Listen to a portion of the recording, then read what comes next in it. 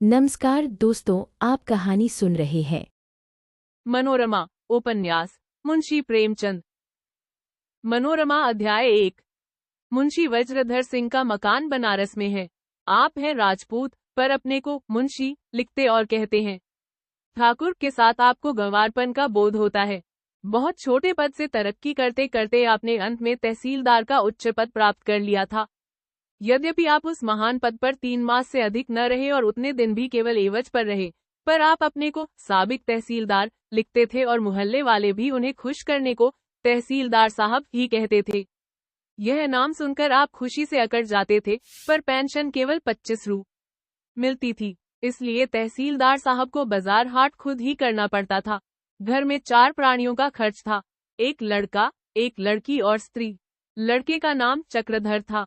वह इतना जहीन था कि पिता के पेंशन के जमाने में घर से किसी प्रकार की सहायता न मिल सकती थी।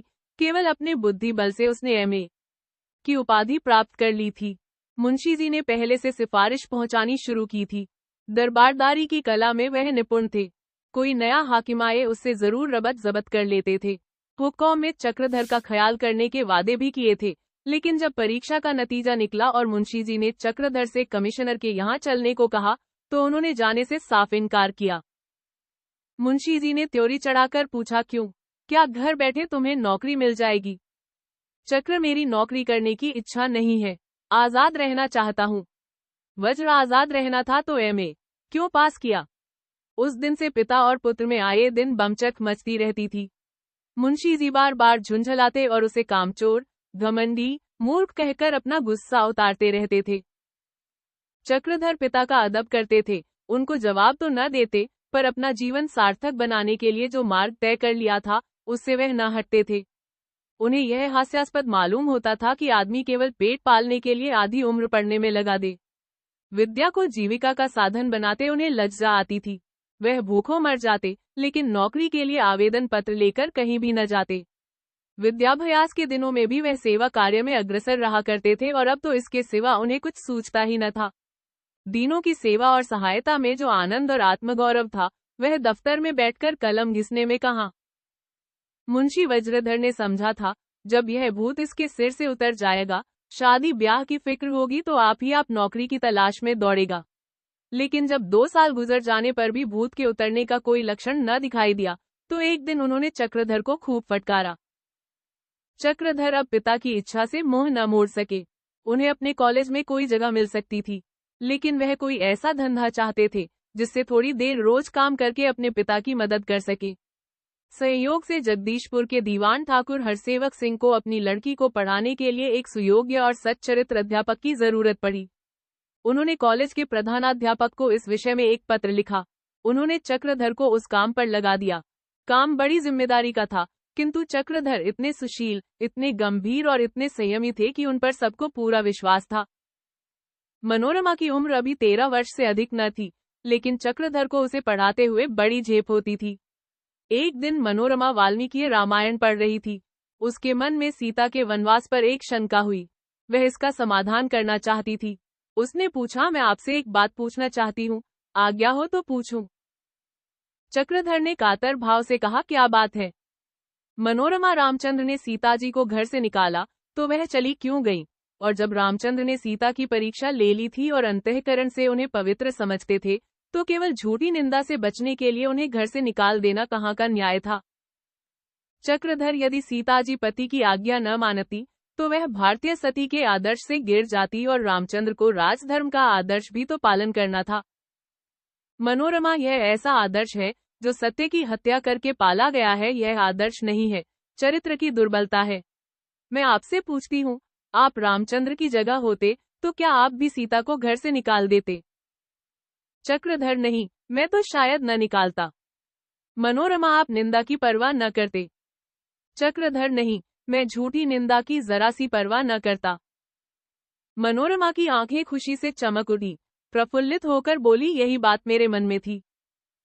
उस दिन से मनोरमा को चक्रधर से कुछ स्नेह हो गया। जब उनके आने का समय होता तो वह पहले ही आकर बैठ जाती और इनका इंतजार करती।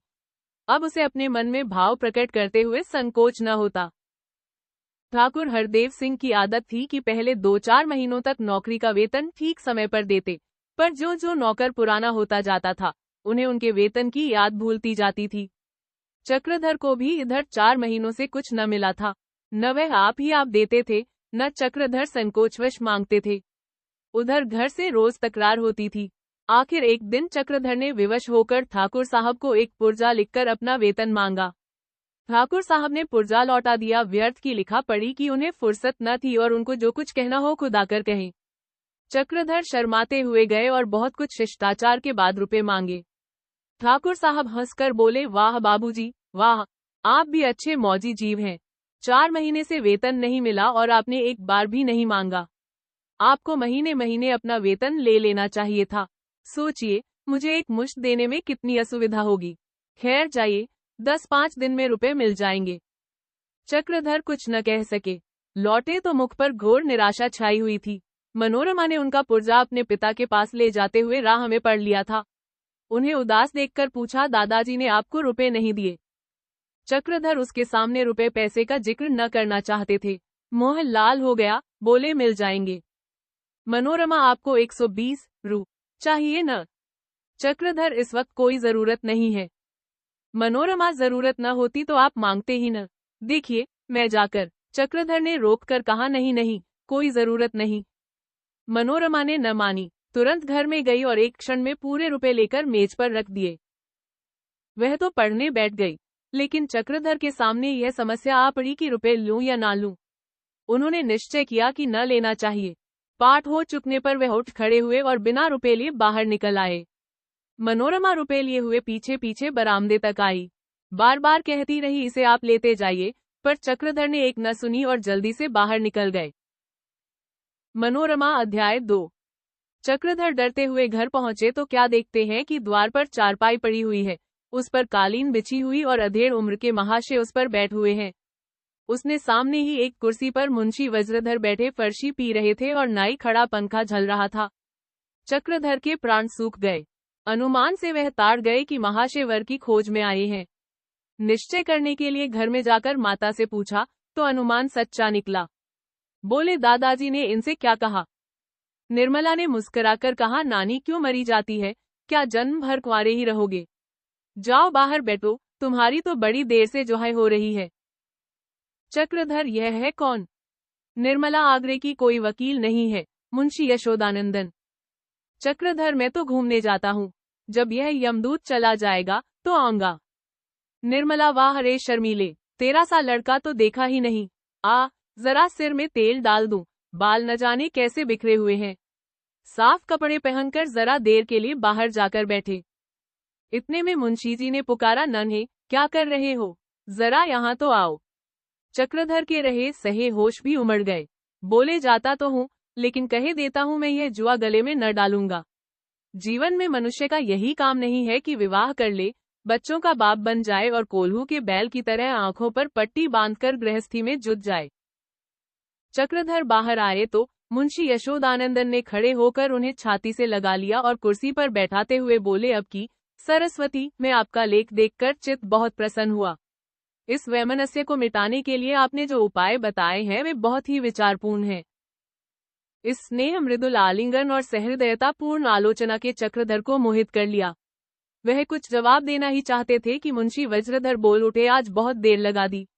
राजा साहब से कुछ बातचीत होने लगी क्या?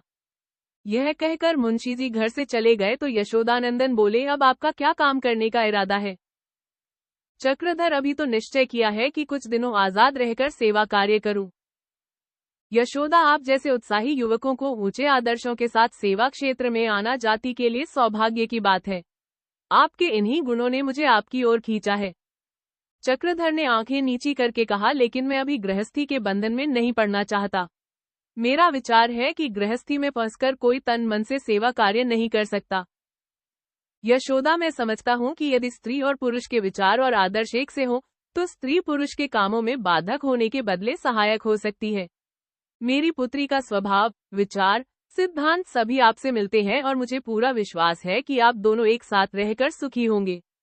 सेवा कार्य में वह हमेशा आपसे एक कदम आगे रहेगी।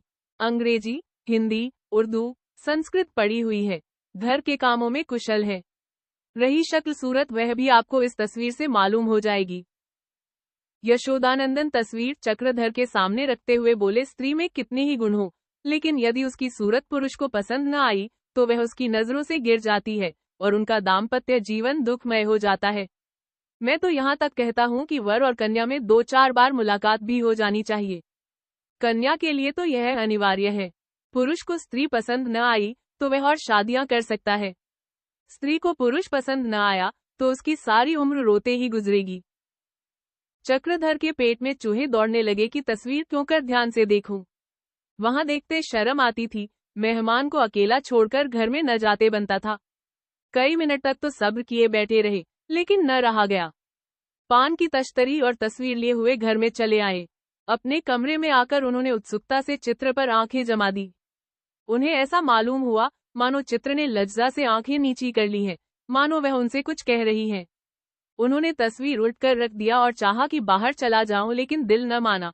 फिर तस्वीर उठा ली और देखने लगे। आंखों को तृप्ति ही न होती थी। चित्र हाथ में लिए हुए वह भावी जीवन के मधुर स्वप्न देखने लगे। यह ध्यान ही न रहा कि मुंशी यशोदानंदन बाहर अकेले बैठे हुए हैं। अपना व्रत भूल गए, सेवा सिद्धांत भूल गए, आदर्श भूल गए, भूत और भविष्य वर्तमान में लीन हो गए। केवल एक ही सत्य था और वह चित्र की मधुर कल्पना थी। सहसा तबले की थाप ने उनकी समाधि भंग की। बाहर संगीत समाज जमा था। मुंशी वज्रधर को गाने बजाने का शौक था। गला तो रलीसा न था, पर ताल स्वर के ज्ञाता थे। बाहर आए तो मुंशी जी ने धुरपद की एक तान छेड़ दी थी। पंचम स्वर था। आवाज फटी हुई, सांस उखड़ जाती थी। बार बार खांसकर साफ करते थे। लोच का नाम न था। कभी कभी बेसुरे भी हो जाते थे, पर साजिदे वाह वाह की धूम मचाए हुए थे। आधी रात के करीब गाना बंद हुआ। लोगों ने भोजन किया। जब मुंशी यशोदानंदन बाहर आकर बैठे तो वज्रधर ने पूछा, आपसे कुछ बातचीत हुई? यशोदा जी, हाँ हुई, लेकिन नहीं खुले। वज्रधर विवाह के नाम के चिढ़ता है। यशोदा, आप शायद राजी हो जाएं। प्रातःकाल यशोदानंद ने चक्रधर से पूछा, क्यों बेटा, एक दिन के लिए मेरे साथ आगरे चलोगे? चक्रधर, मुझे तो आप इस जंजाल में न फंसाएं तो बहुत अच्छा हो। यशोदा, तुम्हें जंजाल में नहीं फंसाता बेटा, तुम्हें ऐसा सच्चा सहायक और मित्र दे रहा हूँ जो तुम्हारे उद्देश्यों को पूरा करना अपने जीवन का मुख्य कर्तव्य समझेगी। यूं तो मैं मन से आपको अपना दामाद बना चुका, पर अहल्या की अनुमति ले लेनी आवश्यक समझता हूँ। आप भी शायद यह पसंद न करेंगे कि मैं इस विषय में स्वेच्छा से काम लूं। चक्रधर बड़े संकट में पड़े। सिद्धांत रूप में वह विवाह के विषय में स्त्रियों को पूरी स्वाधीनता देने के पक्ष में थे, पर इस समय आगरे जाते उन्हें बड़ा संकोच हो रहा था। यशोदानंदन ने कहा, मैं आपके मनोभावों को समझ रहा हूँ, पर अहल्या उन चंचल लड़कियों में नहीं है जिसके सामने जाते हुए आपको शर्माना पड़े। आप उसकी सरलता देखकर प्रसन्न होंगे। मैं तो उसी को लाकर 2-4 दिन के लिए यहाँ ठहरा सकता हूँ, पर शायद आपके घर के लोग यह पसंद न करेंगे। चक्रधर ने सोचा, अगर मैंने और ज्यादा टाल मटोल की तो कहीं यह महाशय सचमुच ही अहल्या को यहाँ ना पहुँचा दे। बोले, जी नहीं, मुनासिब नहीं मालूम होता, मैं ही चला चलूंगा। घर में निर्मला तो खुशी से राजी हो गई। हाँ, मुंशी वज्रधर को कुछ संकोच हुआ, लेकिन यह समझकर कि यह महाशय लड़के पर लट्टू हो रहे हैं, कोई अच्छी रकम दे मरेंगे, उन्होंने भी कोई आपत्ति न की। अब केवल ठाकुर हरसेवक सिंह को सूचना देनी थी। जब चक्रधर पहुंचे तो ठाकुर साहब अपनी प्राणेश्वरी लौनी से कुछ बातें कर रहे थे। मनोरमा की माता का देहांत हो चुका था। लौनी उस वक्त लौड़ी थी।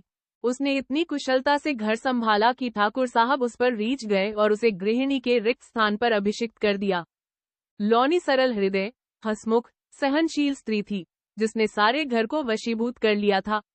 यह उसी की सज्जनता थी जो नौकरों को वेतन न मिलने पर भी जाने न देती थी। मनोरमा पर तो वह प्राण देती थी। ईर्ष्या, क्रोध, मत्सर उसे छू भी न गया था। वह उदार न हो पर कृपण न थी। ठाकुर साहब कभी कभी उस पर भी बिगड़ जाते थे, मारने दौड़ते थे। 2-1 बार मारा भी था, पर उसके माथे पर जरा भी बल न आता था। ठाकुर साहब का सिर भी दुखे तो उसकी जान निकल जाती थी। वह उसकी स्नेहमयी सेवा ही थी जिसने ऐसे हिंसक जीव को जकड़ रखा था। इस वक्त दोनों प्राणियों में कोई बहस हुई थी। ठाकुर साहब झल्ला झल्ला कर बोले रहे थे और लौनी अपराधियों की भांति सिर झुकाए खड़ी थी कि मनोरमा ने आकर कहा, बाबूजी आए हुए हैं, आपसे कुछ कहना चाहते हैं। ठाकुर साहब की भौहें तन गई। बोले कहना क्या चाहते होंगे, रुपए मांगने आए होंगे। अच्छा, जाकर कह दो कि आते हैं, बैठिए। लॉनी इनके रुपए दे क्यों नहीं देते, बेचारे गरीब आदमी हैं, संकोच के मारे नहीं मांगते, कई महीने तो चल गए। यह कहकर लॉनी गई और रुपए लाकर ठाकुर साहब से बोली, लो दे आओ, सुन लेना, शायद कुछ कहना भी चाहते हो। ठाकुर साहब ने झुंझलाकर रुपए उठा लिए और बाहर चले, लेकिन रास्ते में क्रोध शांत हो गया। चक्रधर के पास पहुंचे तो विनय के देवता बने हुए थे। चक्रधर, आपको कष्ट देने आया हूं। ठाकुर, नहीं नहीं, मुझे कोई कष्ट नहीं हुआ, यह लीजिए आपके रुपए। चक्रधर, मैं इस वक्त एक दूसरे ही काम से आया हूं, मुझे एक काम से आगरा जाना है, शायद 2-3 लगेंगे, इसके लिए क्षमा चाहता हूं। ठाकुर, हाँ हाँ, शौक से जाइए, मुझसे पूछने की जरूरत न थी। ठाकुर साहब अंदर चले गए तो मनोरमा ने पूछा, आप आगरे क्या करने जा रहे हैं? चक्रधर, एक जरूरत से जाता हूँ। मनोरमा, कोई बीमार है क्या? चक्रधर, नहीं, बीमार कोई नहीं है। मनोरमा, फिर क्या काम है, बताते क्यों नहीं? जब तक न बतलाइएगा मैं जाने न दूंगी। चक्रधर, लौटकर बता दूंगा, तुम किताब देखती रहना।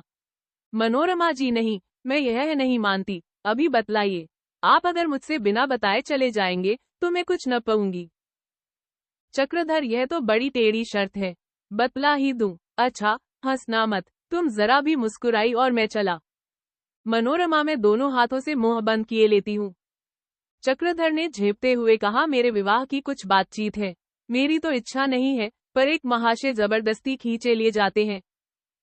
यह कहकर चक्रधर उठ खड़े हुए। मनोरमा भी उनके साथ साथ आई। जब वह बरामदे से नीचे उतरे तो प्रणाम किया और तुरंत अपने कमरे में लौट आई। उसकी आंखें डबडबाई हुई थी और बार बार रुलाई आती थी, मानो चक्रधर किसी दूर देश जा रहे हों। मनोरमा अध्याय 3। संध्या समय जब रेलगाड़ी बनारस से चली तो यशोदानंदन ने चक्रधर से कहा, मैंने अहल्या के विषय में आपसे झूठी बातें कही हैं। वह वास्तव में मेरी लड़की नहीं है, उसके माता पिता का हमें कुछ पता नहीं। चक्रधर ने बड़ी बड़ी आंखें करके कहा, तो फिर आपकी। मनोरमा उपन्यास भाग 1 और 2 कहानी समाप्त हुई। आपको यह कहानी कैसी लगी कमेंट बॉक्स में लिखकर जरूर बताएं। धन्यवाद।